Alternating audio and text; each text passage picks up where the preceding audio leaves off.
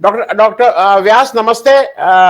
स्वागत है आपका। जी जी जी। डॉक्टर साहब, आज हम लोग एक डॉक्टर की तरह, जैसे कभी कभी पेशेंट को होता है ना कि एक नए डॉक्टर दिखाओ जो उसके बारे में कुछ नहीं जानता है। हम सब लोग मध्य प्रदेश, राजस्थान और छत्तीसगढ़ में कभी गए होंगे, घूमने गए होंगे, मिलने गए होंगे, लेकिन हम लोग वहां को बिलोंग नहीं करते हैं। तो एज एन ऑब्जर्वर, जो दो चीजें हैं, क्योंकि आप तो पार्टी से संबंधित हैं, मुझे ऐसा लगता है कि ये जो 2024 का चुनाव है, उसके पहले जो विधानसभा के 5 चुनाव हो रहे हैं, उसमें तेलंगाना और मिजोरम को छोड़ के राजस्थान, मध्य प्रदेश और छत्तीसगढ़ में ये जरूरी है कि कांग्रेस ये इलेक्शन जीते, क्योंकि अगर उसको 2024 में अपनी चुनौती को कायम रखना है बीजेपी के सामने। हालांकि स्वामी जी का भी ये कहना है कि कांग्रेस से ज्यादा बीजेपी को ये जीतना जरूरी है, नहीं तो बीजेपी का तो वो पूरी जो नाव है वो शायद 2024 से पहले ही डूब जाए। मैं थोड़ा एक तो आपसे इस बारे में जानना चाहूंगा। दूसरा, एक एक नया इशू और कांग्रेस ने रेस किया है, वो विचारधारा का किया है, और वो गांधी वर्सेस गोडसे की बात कर रहे हैं। और मुझे बार बार ये लग रहा है कि जो एक गलती कांग्रेस करती थी वो अब बीजेपी कर रही है, वो उनके ट्रैप में आ रही है। अब गोडसे को डिफेंड करने के लिए कभी गिरिराज सिंह आ रहे हैं कि वो भारत के सपूत हैं, उधर त्रिवेंद्र सिंह रावत जी कह रहे हैं कि नहीं नहीं, वो तो राष्ट्रप्रेमी, उनसे बढ़ के कोई नहीं था। तो वो कहीं जो काम बीजेपी ट्रैप बिछाती थी, कांग्रेस फंसती थी, ये उल्टा हो रहा है इस बार।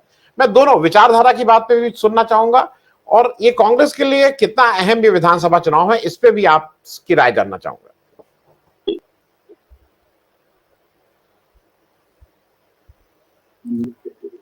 हाँ, आवाज आ रही? अरे लाउड एंड क्लियर। हाँ, चलिए, आपसे ही प्रश्न है डॉक्टर साहब, आपसे ही पूछ रहा हूँ। आनंद जी, दो प्रश्न पूछे आपने मुझे। जी एक तो विचारधारा की लड़ाई की बात की। उसकी सिमिली ये है कि जब कोई नौसुखिया ड्राइवर अकस्मात करता है तब फैटल नहीं होता, अक्सर फैटल नहीं होता। मगर जो ओवर कॉन्फिडेंट ड्राइवर है वो जब अकस्मात करता है तो फैटल होता है। अब बीजेपी आज कल ओवर कॉन्फिडेंट ड्राइवर है, और वो जिस भी तरह उनको ठीक लगे वो व्हीकल ड्राइव करते हैं, कुछ भी मुद्दे ले आते हैं। जैसे वो बजरंगबली का मुद्दा बेंगलोर में लाए, वो उलट के उनके पैर में आ गया। ठीक इसी तरह ये मुद्दे भी इनके सामने आएंगे। आज तक अगर गॉडसे इतने लोकप्रिय होते तो गॉडसे के मंदिर बन गए होते देश में, गॉडसे की फिलोसॉफी पे या सावरकर की फिलोसॉफी पे चुनाव लड़े जाते होते। मूलतः अपनी संस्कृति ये विचारधारा का स्वीकार नहीं करती है। ये वो संस्कृति है जो सुबह में अगर उठती है और अपने बेड से नीचे रखकर धरती माँ की प्रार्थना करती है कि मुझे तू क्षमा करना, मैं तुझे चरण स्पर्श मेरा हो रहा है, तो मैं आपसे क्षमा चाहता हूँ। तो ये संस्कृति के हम वारिस है। दूसरा प्रश्न जो आपका है, वो उसमें एक चीज और भी मैं समझता हूँ कि अभी आमरो मंजरी बैठी है किसी के भी लिए।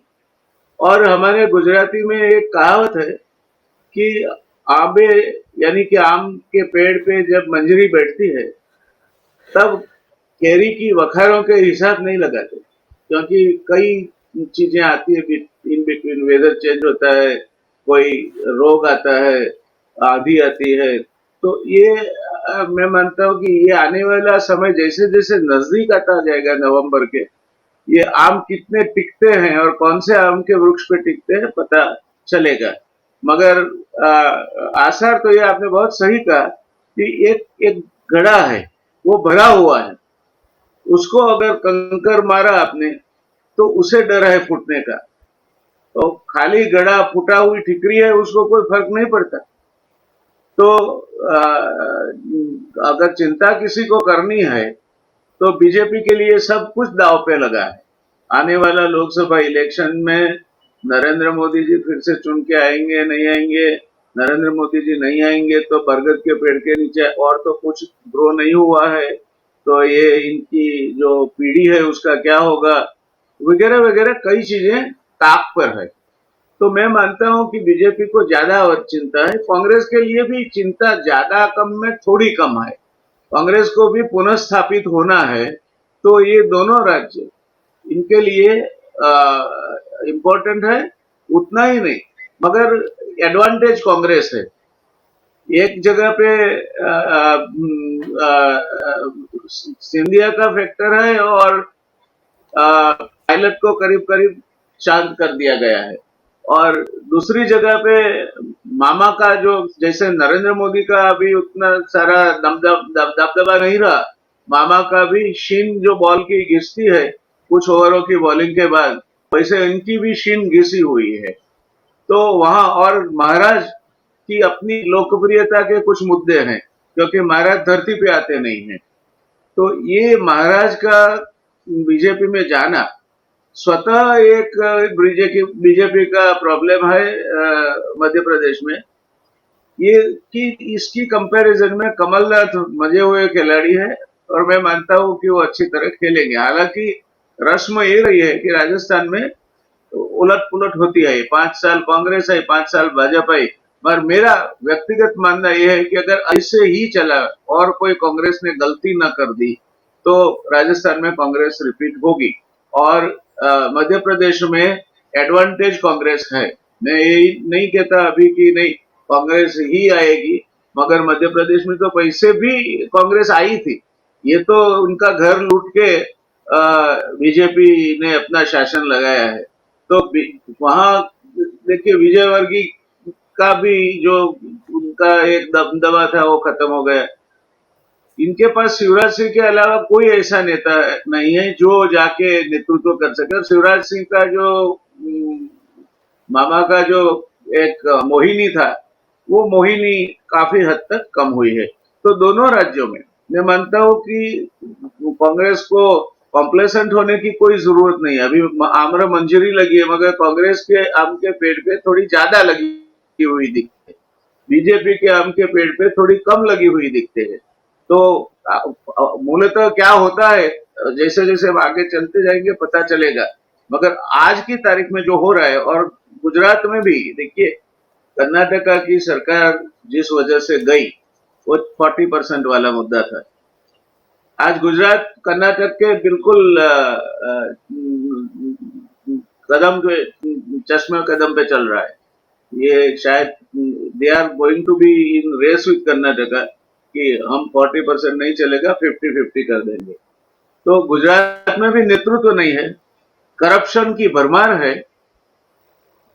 किसी भी तरह का पॉलिटिकल मैनेजमेंट करने के लिए नरेंद्र भाई और उसके बाद अमित शाह, उसके सिवा कोई क्रेडिबल फेस नहीं है। तो गुजरात का असर राजस्थान पे काफी होता है, क्योंकि हमारा आने जाने का व्यापार से लेकर कई मुद्दों पे राजस्थान से जुड़ाव रहता है। तो ये परिस्थिति में मैं मानता हूं कि गुजरात का नेबर होना भी राजस्थान के लिए एक डिसएडवांटेज पैदा करेगा, क्योंकि शायद तब तक गुजरात में भी कुछ नई पुरानी हो तो मुझे ताज्जुब नहीं होगा। जिस तरह से गुजरात सरकार चल रही है और जिस तरह से फेसलेस मुख्यमंत्री और फेसलेस मंत्रियों को रखा जा रहा है, आज भी जनता में उनकी कोई कदर नहीं है। तो ये तीनों मुद्दों को मद्देनजर रखते हुए आज मैं इतना कहूंगा कि इट इज एडवांटेज कांग्रेस। बाकी तो आगे आगे जैसे हम चलते जाएंगे थोड़ा क्लैरिटी जी होता जाएगा। जी जी। डॉक्टर व्यास, क्योंकि ये बात फिर से घूम फिर के वही आ जा रही है कि बीजेपी का जो सबसे बड़ा ट्रम्प कार्ड है वो एक है मोदी जी की लीडरशिप, और दूसरा नारा वो जो हिंदू मुस्लिम का करके मुसलमानों का डर दिखा के हिंदुओं को कंसोलिडेट कर लेते हैं। अभी बीजेपी ने एक अच्छा काम ये किया है कि कम से कम छोटी पार्टी से को आउटरीच कर रही हैं। वो बात कोशिश कर रहे हैं कि भाई फिर से अकाली दल से ठीक से बातचीत हो जाए। वो कोशिश कर रहे हैं कि और दलों से भी उनकी बातचीत होना शुरू हो जाए। उत्तर प्रदेश में वो ओम प्रकाश राजभर से फिर से बातचीत करना चाह रही हैं। वो आंध्र प्रदेश में जाके चंद्रबाबू नायडू से बात कर रहे हैं। मेरे हिसाब से ये वो थोड़ा ठीक है, क्योंकि बीजेपी का जो अहंकार इतना ज्यादा बढ़ गया था कि हम किसी को नहीं करेंगे। मेरा थोड़ा सा आपसे ये कि ये सारा कुछ हो जाने पे अगर सीटें ये, क्योंकि ये जो 3 राज्य हैं ये डिसाइड, मेरे हिसाब से ये डिसाइड कर देंगे कि बीजेपी की मेजॉरिटी आ रही है कि नहीं आ रही है।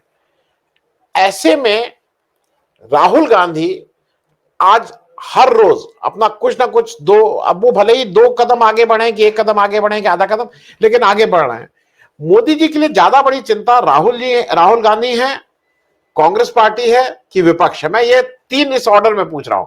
राहुल गांधी नंबर 1, कांग्रेस नंबर 2 और विपक्षी एकता नंबर 3। आप इसको किस तरह से देख रहे हैं? अनम्यूट कर लीजिएगा भाई साहब, अनम्यूट कर लीजिएगा। समझा देता हूं, अनम्यूट करो। हो गया, बात आती है आवाज ना? आ रहे आ रहे आ रहे। ओके। गुजरात को जरा समझ लीजिए। गुजरात में कोई इतनी बड़ी बीजेपी की जीत नहीं हुई है जो दिखती है। गुजरात में 39 सीट्स ऐसी है जिसमें अगर आप कांग्रेस और आम आदमी पार्टी के वोट जोड़ ले तो बीजेपी से ज्यादा हो जाते हैं। फिर 5,000 वोट से कम वोट से हारी हुई सीटों में अकेली आम आदमी पार्टी की वजह से डिफरेंस पड़ा हो, ऐसी 20 सीट है। तो 39 प्लस 20 यानी 59, 17 कांग्रेस ने जीती, यानी 76 सीट्स आएगी। वो तो पहले भी आकलन था। ये जो वोट स्प्लिटिंग हुआ उसकी वजह से आपको ये गुजरात का रिकॉर्ड ब्रेकिंग परफॉर्मेंस दिखता है। इसका ज्यादा क्रेडिट केजरीवाल को जाना चाहिए कि इन्होंने जो काम किया गुजरात में, उसने सत्यानाशी की नींव रखी रादर देन एनीथिंग एल्स। अब बाकी रही जो 3 मुद्दे आपने रखे, मेरे ख्याल से विपक्षी एकता मायना रखती है, मगर कब होगी और कितनी होगी आज मैं और आप कोई नहीं जानते। उसमें कहीं ना कहीं कोई दूधपाक में नींबू का एकाध टीपा गिर जाए तो फिर कोई यहाँ से वहां जा सकता है, और ये लोग प्रयत्न करेंगे। इसे तो आसानी से प्लेट पे दे देंगे दिल्ली, वो नहीं लगता है। दूसरी बात रही कांग्रेस, तो कांग्रेस एक ही नेशनल पार्टी है जिसका सब राज्यों में प्रेजेंस है। तो कांग्रेस जरूर है खतरा, मगर राहुल जी के बिना कांग्रेस को, अब तक कांग्रेस के पास जो चाहिए वो सेनापति नहीं था। अगर बिना सेनापति की सेना आप लड़ने भेजो तो उसका परिणाम क्या आ सकता है, चाहे कितनी भी वीरता का प्रदर्शन करे। तो मैं समझता हूं कि अगर ये बना रहे, राहुल जी जिस तरह से आगे बढ़ रहे हैं, तो कांग्रेस को 2 नए चेहरे मिल गए, प्रियंका जी और राहुल जी। तो ये भी एक मुद्दा है जो मोदी जी के लिए चिंता का विषय बनना चाहिए, क्योंकि स्मृति जी उनके लिए अब लायबिलिटी बनती जा रही है जिस तरह से वो बातें कर रही है। और मैं समझता हूँ कि ये इलेक्शन हरवा देगी। जीता की तो बात का अंदाज ही नहीं लगता, पर उसके उसके आरमार में इतने छेद हैं कि कहीं ना कहीं वो कुछ न कुछ गड़बड़ करती रहती है। पता नहीं ये बैगेज क्यों मोदी जी अपने सर पे ढो के चलते हैं। नॉर्मली इनकी प्रकृति नहीं है, किसी का भी काम निपट गया उसको फेंक दो। तो ये बैगेज अभी तक उनके सर पे है और बोझ बढ़ता जा रहा है। तो ये कब तक रहेगा मालूम नहीं। मगर एक बात मैं बिल्कुल डंके की चोट पे कहूंगा, जो ब्रिजेश जी ने बहुत अच्छी तरह उसको आर्टिकुलेट की है कि जैसे बरगद के पेड़ के नीचे कुछ नहीं ग्रो होता, ऐसे मोदी जी के आने के बाद बीजेपी में जितने भी अटल अडवाणी जी के समय में आए हुए लोग थे, या तो उनकी पंख काटी गई या तो वो निराश होके चले गए कि ये हमारा काम नहीं, हम यहाँ से अपना माल सामान लेकर कोई दूसरी कोठरी में जाते हैं। तो मैं मानता हूं कि चारों ओर से इनका प्रश्न है। और अकेले मोदी जी, अब देखिए आप, इनकी हेल्थ भी उतना साथ नहीं दे रही है। I mean one should not comment on personal things, मगर ये जब ही is the patron in chief या तो महासेनापति हैं, तब उनकी और अमित शाह की हेल्थ का भी हमें देखना चाहिए कि क्या हो रहा है। Amit Shah ji is not an election winner, he is a good middle order batsman. He cannot be an opening batsman who can hit centuries. तो मोदी जी का ठीक होना और मोदी जी का जो वर्चस्व है, उनकी जो जो चमक दमक थी, उसका कम होना, मैं मानता हूं कि आज बीजेपी की सबसे बड़ी चिंता है। कांग्रेस को छोड़े, राहुल जी को छोड़े, किसी को भी छोड़े, मगर उनका ही जो योद्धा है वो योद्धा अभी जैसे सिकंदर यहाँ आते आते थक गया था, तो खाली मलेरिया का प्रकोप हुआ तो उसके सैनिकों ने रिपेल कर दिया कि अब हम घर चलते हैं। तो अब जी। ये कहीं न कहीं कोई मलेरिया का उपद्रव होगा तो बीजेपी में भी ये स्थिति हो सकती है। मैं क्लोजिंग स्टेटमेंट डॉक्टर व्यास आपसे ले लूं।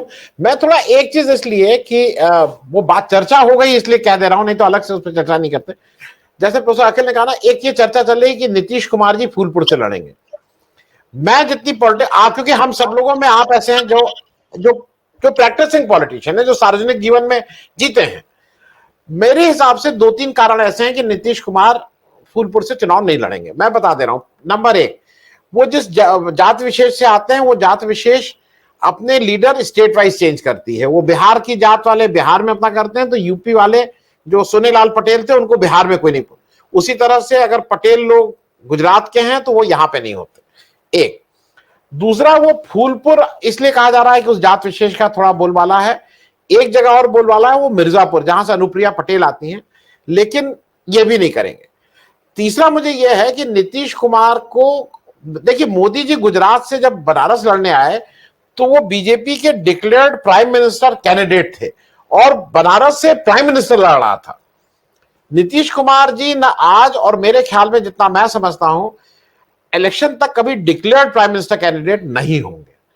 तो वो एक मुश्किल होगी भाई, वो वैसे आ रहे हैं। तीसरी चीज, Nitish Kumar as a politician, और आप भी अगर उनकी जगह होते, अगर मन में कहीं सपना है प्राइम मिनिस्टर बनने का, वो ये अफोर्ड नहीं कर सकते हैं कि फूलपुर से लड़े और हार जाएं। क्योंकि अगर फूलपुर से लड़े और हार गए तो नारायण दत्त तिवारी वाला हाल होगा। इतने बड़े लीडर, मतलब उनको कोई पूछ ही नहीं, उनका कोई कट ही नहीं सकता था प्राइम मिनिस्टरशिप। हार गए नैनीताल से और फिर रह गए। तो मुझे मैं इस पे एक आपकी टिप्पणी चाहता हूं। क्या नीतीश कुमार को आपको लगता है कि बिहार से बाहर वो अपना इलेक्शन लड़ने का पैर रखेंगे? प्रचार के लिए जाएंगे वो अलग बात है, लेकिन इलेक्शन लड़ेंगे क्या डॉक्टर व्यास? रणभूमि बिहार है, ऐसा मेरा नीतीश कुमार जी कुर्मी हैं और वो मेरे ख्याल से बिहार से लड़ेंगे। गुजरात में भी इनकी अच्छी खासी ये कड़वे पाटीदार जिसको बोलते हैं कुर्मी, उनमें उनकी अच्छी पैठ है, तो गुजरात में भी इनका कहीं ना कहीं उपयोग होगा।